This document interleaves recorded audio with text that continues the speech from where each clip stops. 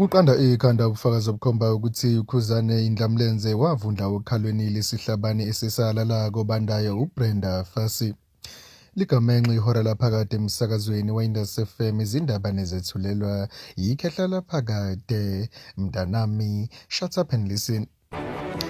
Ukhuba ugonyuluka ngokuthi ama-hits wancela kunina uBrenda Fassie uthi ufika njalo ephusheni ezomtshela ukuthi makakhiphe ingoma ethi kanje.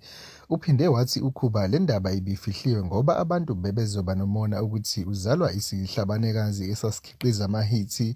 Uthi kodwa akasenendaba manje ngoba naye ama-hits ekati usenawo. Uzokhipha ingoma i-remix kanina ethi Hello you can da-di-di-da, ngizokopela kuyinhlathuzi nami ngibeke isihluthu esinukayo bese ngibuya nezinye nohlonze kuwona lo msakazo omkhulukazi weIndus FM.